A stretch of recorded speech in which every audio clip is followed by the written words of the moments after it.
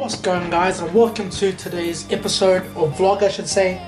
I've got a mean pimple on my chin and it's so painful, but this is probably a bit different compared to the vlogs I do. This is part 2 of the podcast that I've done with the Catch Up podcast, and trust me guys, go to Spotify, search them up and have a listen. I've listened to 2 out of the 8 there is, so not including mine of course, but excluding mine I should say. But yeah, they have got some good content and it's amazing, and listen to it, trust me, you will learn a lot about what topics they have to talk about, and basically catching up with all boys of my old school, St. Pat's. But like I said, something different. I'm currently at the new house. We officially moved in. You can tell like my setup. I'm supposed to play Cold War, but you know, I've got my bed there, my teddy bear, garage. But yeah, so something a bit different. I will get back to the daily vlog soon. Obviously, I've been moving around, and yeah, hope you guys enjoy this episode. Yes, trust me, listen to it all. It is funny. There's a lot of high lows, like deep things, funny things, but a lot of funny things. Trust me, this is probably the funniest thing I've done in a while. But trust me, it's pretty good. So give them a listen and like the video. Sit back and relax, have some popcorn. I'm gonna do cardio while I listen to this, and I promise I'll get back to vlogging ASAP. But here it is, guys. So sit back and relax, like I said, and I'll see you guys in the next one. Peace. 3, 2, 1. Yo, what's going on, everyone? Welcome back to the Catch Up podcast with Jared, Brandon, and Rash. Welcome. Oh, yeah. We are back with episode 7. Yeah, 7, I believe. We're getting through a few now. 7. Jesus. And we have a special guest with us today. We've got the creator of Valiant Clothing, representative for the Philippines in rugby, and a St. Pat's old boy as well. So welcome, my bro, Jorenz. It's good to have you here, bro. Thank you. So pretty much before we started, just want to thank you for coming on today to the podcast. Can't wait to hear more about you. But for those people that don't know you, bro, just give a bit of an introduction, who you are, what you do, and all that. Cool, thanks. So I'm Jorenz, guys. Basically, I started my own clothing brand, as the bro said. And I'm Filipino. I'm 23, not 24, as Adam said.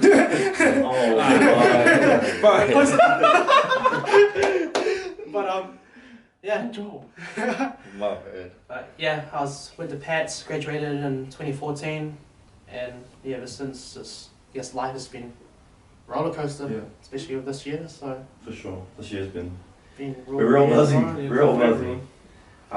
Sweet, bro. So I think get straight into things. Okay, so how did I guess we'll start with your brand itself. Where'd you get that idea from? That's where the idea of the brand came in.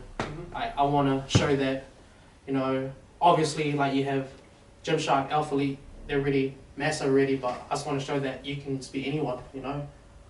Like, obviously, when they started it, because I watched both of them, Ben Francis and Christian Guzman, yeah, they were like no one back then, but they just kept grinding, build something up, and also I wanted to make something local, like for us, because we're in New Zealand, we're an awesome country, bro, ain't gonna lie. Yeah. It's perfect time for all of that as well. Exactly. I was born here, bro, even though I'm Filipino in heart, but deep down I'm a Kiwi boy, so I just want to leave something behind, I guess, my legacy, if that sounds real cliche, but I just want to leave something behind, like for our generation. Sure. Yeah, so that's why I started. Why clothing? Like you say you wanted to leave a legacy and you like the gym and all that, but what like drew you to clothes and all that sort of stuff? Just because at top of my head is sometimes like you buy gear, right, and after like a few washes it just becomes real, like, I don't know how to say it, just falls apart. Yeah. I'm not saying it's bad or anything, but I just want to, for me, like I'm guessing with you guys, if you dress good, feel good, like no matter what body type you are, you have like morale boost. Exactly. And that's why I did it too. I just want to something for us, because obviously we're not like 6 foot plus. We're not Mm. like Americans, or like we're not 6'10". We're quite short in the average, but just wanted to make something that like us Kiwis start off with, just to make ourselves feel better. You know, look good, feel good. Hopefully, by wearing Valiant, we build a community, and that's one thing what I preach since day one. Like, it's a small community that I started with friends, and obviously a lot more people started buying it. I started seeing, you know, it in different places. Like, we're in Canada now, we're in the US, in Texas. What was that like, seeing just a take off like that into Oh, international? it was like scary at first because I don't know how it would get there. Mm. Like, obviously, I haven't learned the fundamentals of sending things overseas. So obviously, if you buy something from, let's say, ASOS or whatever, you always have like a shipping fee. I didn't know what to do with it, so I ain't gonna lie. Like, I spent like probably like $80 for shipping. So say if you buy a hoodie, bro, you know, it's ain't gonna make revenue back. But it was just something that I wanted to get out and let the brand speak for itself. Yeah. Because obviously I can post things about it. I can say you're a family, you know. Like, people may believe it or not believe it, but deep down that's why I started it. Yeah. Do you have a team working with you with this, or just you? So I have the athletes, which they promote and stuff, but all the like designs, the collars, and like, the measurements of the shirt, because I sculptured everything down to like the bone. So from how long it is, what kind of material, the ratio of cotton and spandex blended together, how many times it's been stitched across each other. Yeah. I did it myself, but of course as it got, I don't want to say bigger because I'm not that big yet. I'm gonna be honest, like I'm still growing. I don't want to jump the gun, then next thing you know it backfires. But I do get ideas from the team saying like, yo, you should make muscle tees, you should make t-shirts, you should make shorts, joggers, hoodies. But when it comes to like measurements, I guess I'm the one that did it. But I just get ideas from everyone else that just bounces back. Yeah. So I get the samples in, if they like it, they say something about it. Or if they don't like it, they say something about it. And yeah, it just goes from there. Yeah, that's always good to have as well, because that's why we got these two here. We bounce ideas off them as well, and then they give us feedback whether it's trash or not. Yeah, like, the trash like feedbacks will always make you a better person. Like no, like sugarcoating. Yeah. Like if you make, like for me, like there's one product I made. I think it was, I think my hoodies before I made the final run of them. Bro, it was real trash, bro. I ain't gonna lie. Like it was so thin, like it was so thin that you could still feel wind coming through it. And after like a few minutes, like the 3D rubber print would just come off. Yeah. Yeah. That's tough. Yeah. How did you learn to like the design sort of stuff and all that? Obviously had ideas in my head. Like of course you have like all these brands that we wear. You know, there's always like, take Adidas for example, 3 stripes. So when you see 3 stripes, you do it. Or let's say Gucci or what's another brand? Nike. That's it. Nike. Yeah, like you know how this right here. Yeah. I sort of got my idea through that. But what made it different, I guess, is like I said, the community, but also the way you make it. Like chiseling everything down. So even the length of the arms, the width of the shirt. Obviously, I've got a big belly, ain't gonna lie, but I believe if you taper down the arms, you feel confident, you know? Yeah. Yeah. Definitely. Yeah. Was it harder than you expected it to be? Heck yeah. Like you see all these other brands, they're like already up there. You don't realize how much work goes into it, how much money you invest into it. Behind the scenes stuff, like, because my manufacturer's from Hong Kong, and to get like a time where you want to talk to them, you have to like set FaceTime time, like, or sometimes like 2 a.m. in the morning, I'm just literally just put a shirt on my underwear and start talking. It's like, oh, what's up?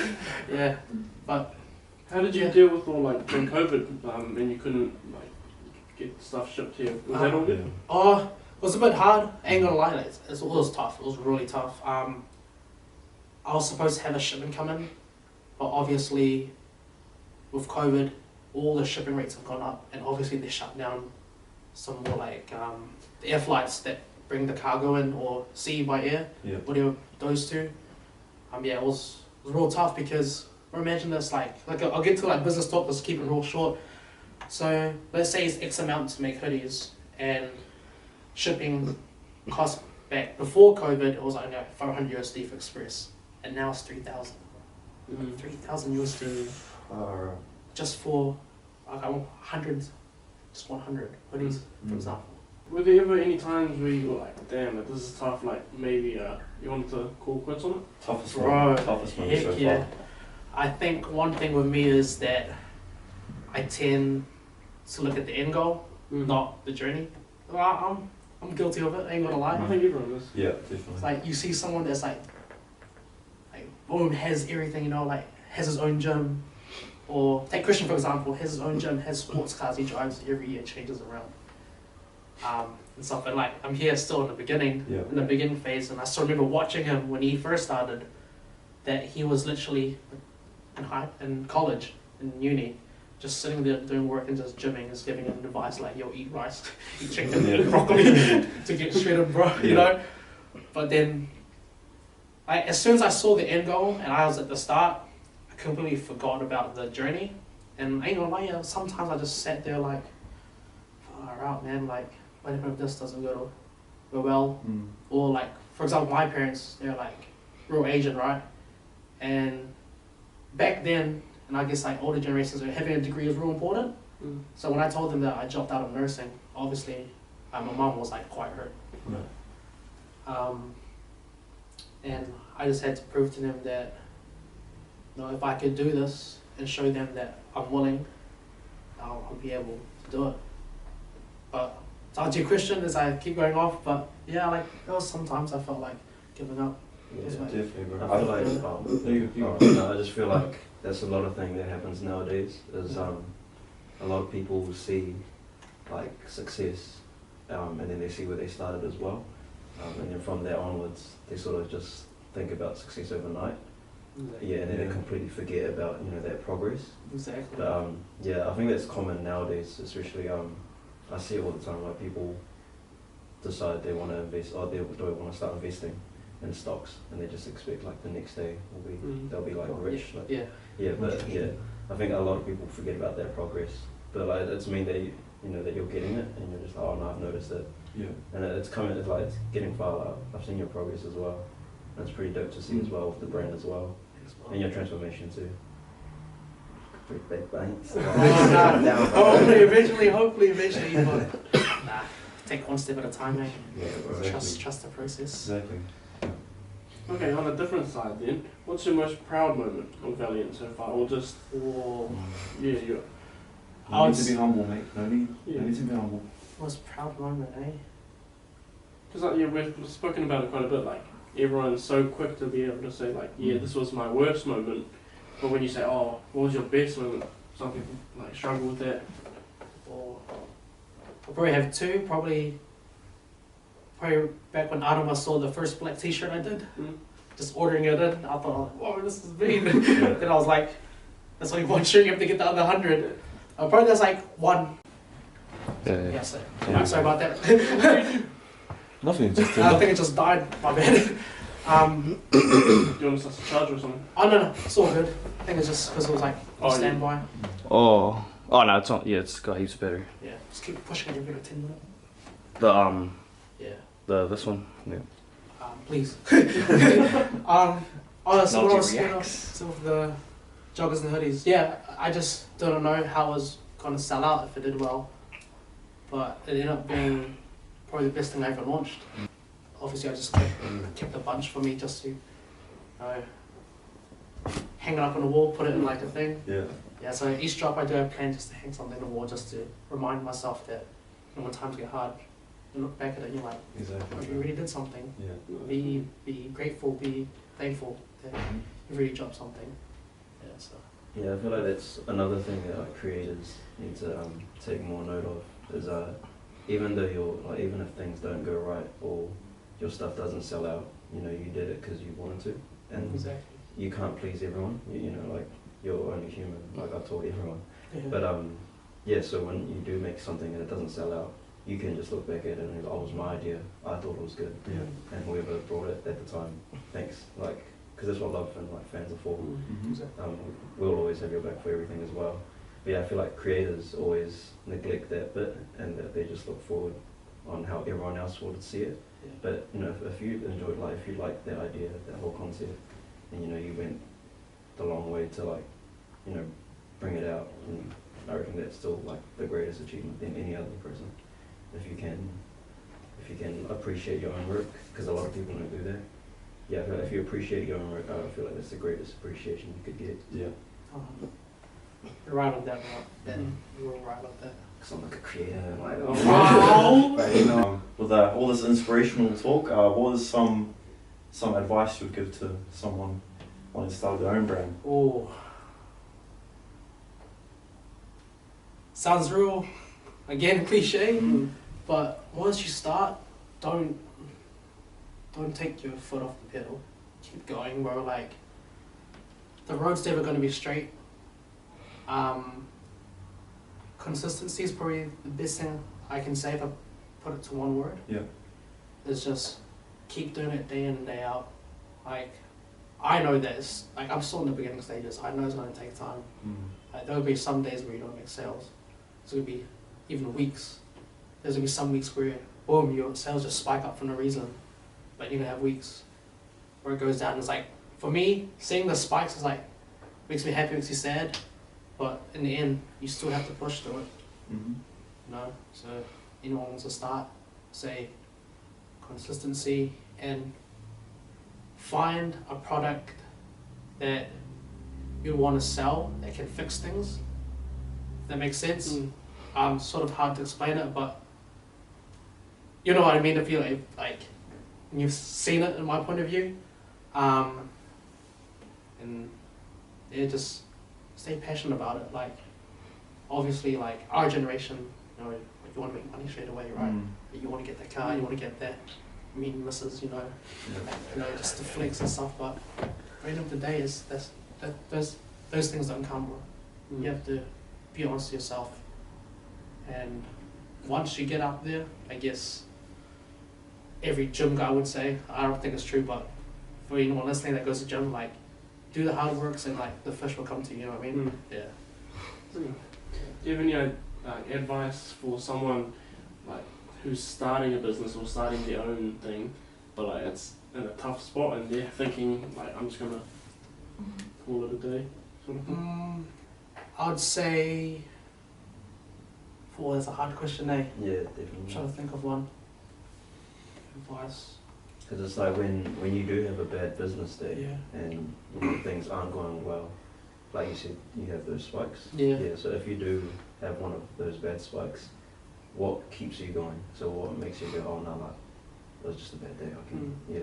I normally just take a step back and look at the overall picture. Yeah, like I said, you're always going to have real crap days or real bad days. Some days you just feel like giving up and like, nah, I'll just call it a day. Like, make your weaknesses become your strength, if that makes sense. For me, it's like marketing. You know, like, obviously you can take mean photos, but find other aspects that can help your business grow. So even if it's finding influencers, or reaching out to them, or simply just messaging people that bought and be like, oh, thanks for the, from you personally, especially since you're small enough, you still can do it. Yeah, so I guess that's... For your brand, do you have like one person that you hope wears it? Like, wears the brand? So like, if you were to see like a celebrity, yeah, who would be that celebrity? Well, that's a good question. 'Cause I feel like that's everyone's, like, not goal, but it's a dream. Dream? Yeah, when you have your own brand and then you see like a celebrity wear it. So like, yeah. Female or male? Any? Either. Oh, either. None of it. Why not, bro? She did, bro. That's good. Bro. Now, but who's that? But one person to wear it, dream, probably Christian Guzman. He raised a prime example of just starting from nothing. Obviously, people say, you know, other things, but I reckon if he wore it one day, I reckon I'll be like, yo, that's dope. That's me. Okay, I got a question. What types of clothing are you looking forward to making the most? Like pieces? Probably. Oh, I want to make like something called like.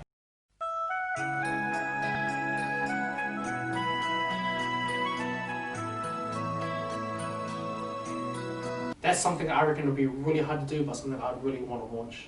Like a premium line where, like these are fine already, but if I can find a way to make things better and make it more like durable and like has not been released before, I should say. Female line, I reckon it'd be dope to have a female line, like leggings, sports bras. Oh, This guy's just smiling. He's like, So how do I play for them? yeah, but yeah, probably those two would be something that I'd really want to look forward to. Yeah. I'll be looking forward to it. Wrong. Jeez. In your opinion, what's the difference in skill level Filipino? Asia players? Yeah. A lot of kicking, bro. Didn't even care, but like went out, went in. We just kicked the hell out of it. Just what we give, try take it. And I guess we did bring the New Zealand culture of like playing rugby there. Because what I've seen in games we played, especially in my second year, things just got a lot more, how can I say it, planned. Wasn't after like 2 rucks and or free for all, like I would say like what, pick and go, and they're like, we're like running it, like, hey, explain. Yeah. Just safe, I guess. Yeah. It's probably the right way to say it, because they just want to get out of the territory, of our territory. And you're the first 5 in. No, bro, no, I can't even kick the same alignment. Just the box kick, and it goes back. No, it's always interesting to know how like other countries and like in regards to sports, how they play the game. Because we had Francis, who was our first guest. He played basketball in the Philippines. Oh. And New Zealand basketball is more like fundamentals and you know playing through the game. And then he said he got over there and they're just gritty, just hustle every play. How did you find the lifestyle over there? Because had you lived there prior to that? Nah, so I was born here. But every time I went there for holiday with my parents when I was younger, bro, I felt like, bro, to be honest, bro, living by the countryside where my mom's from, like up north, bro, nothing better than waking up at 6 o'clock in the morning, go in the canoe, go to the other island, get some fresh fruits, come back. What? Yeah, bro, that's like, I would say lifestyle there is real, how do I say it, simple, because you just have to find your food, and there's a lot of food available. So you go fishing, you can literally go to the river, catch a fish, or they have these little like bamboo shoots they put in the sand and like crabs just walk into it, and just snatch it up. They just have to get your own food, and I guess it was like quite simple in a way, but real, I would say therapeutic in my point of view, because you know how we're born here, we're literally glued on the phone 24/7, right? Instagram, boom, double tap, boom, she's mean, you know, like, what's that? They'll have another little gigs, they'll be like, oh no, she's private. Then like, you see one of your boys, they're like, bro, can you send a screenshot? But like, it was nice. Bro, be like, bro, don't act like you don't know before. But yeah, everything was just like simple. Like everything was in your reach. You just had to go get it, and yeah, it was just that simple. Yeah. The Philippines is like a beautiful place. Like there's heaps of like small islands there. Yeah, heaps of like. And it looks mean there. It's like, nice, bro. When I see like photos of people go out on their holidays, and then I didn't realize how many islands were in the Philippines. Well, me too, bro. Yeah. But it's cool because there's this place, I don't know if you got to eat there, but it's like we can do chicken. It's like a bumblebee. There's like the main, you know how like McDonald's have like a. Oh, Jollibee. Yeah. Was it Bumblebee? I was like, oh, Jollibee. Yeah, that one. Yeah. What is that? Because I always see it like. Yeah, I've seen that a bunch of Bro, it's like I ain't gonna lie, I was like creeped out by that little mascot. It's like, I would say it's the McDonald's of Philippines, I guess. Like instead of, hey, break it down, when you buy like a chicken dish, but it's always gonna be rice, bro. That's the thing you guys know. Yeah. But basically it's just chicken. They specialize in deep fried chicken and like spaghetti. Yeah, but I don't know, the way they make it's like pretty addictive, eh? Yeah. Ain't gonna lie. It's really good. What's My your opinion though. What's your go-to meal? Chicken joy, eh? It's like, I think it's 2 pieces of chicken, rice and gravy. But I'd probably get 5 of them. Like actually, like some days that we were allowed to go out of rugby camp, we just went to the Mall of Asia, bros, with Jollibees. I literally just ate heaps, bro. Yeah. Yeah. So I reckon that's my go-to. So you guys go there, go get chicken joy, bro. I think that's what it's called. Chicken joy. Well, you said that earlier about your ACL injury. Like, did you ever struggle at all, like mentally with that? Yeah. Like, Frick, heck yeah, bro. How was that process? Bro, imagine like all the shit's done. For doing rehab every day, bro. For half an hour on a bike, bro. You have to do it. Have to. That was a must. Bro, imagine sitting on a bike, like knowing that you could lift weights and you're just sitting there like on level, what was it, 8 for 30 minutes. Just trying to get like my inner quad active again. Bro, I was gross, bro. My leg looked like a sausage, bro. I was gross as. Like Dozzy. Yeah, it's gross. Apart from this, what play games mean, but it's boring. Yeah. Boring sometimes. Exactly. Yeah.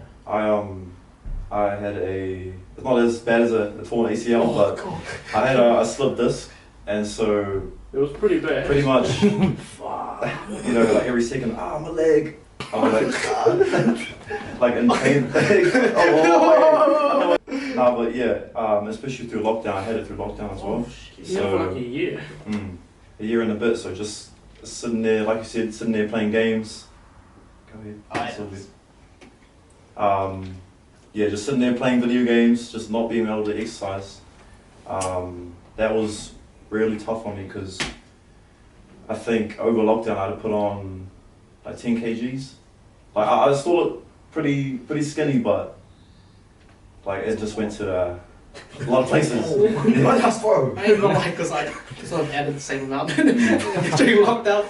So I was like, bro, yes, I'm not the only one. But yeah, that was definitely tough on me mentally as well because just couldn't do anything. I just sitting there every day. I mean, it was mean though, playing video games and shit. It was mean. Like waking up whatever time you wanted and shit. Not knowing what day it is. Exactly. What time it is. Exactly, bro. Yeah. Shit was tough. Shit was tough. How do you cope with all the stress of like an injury like that? Probably,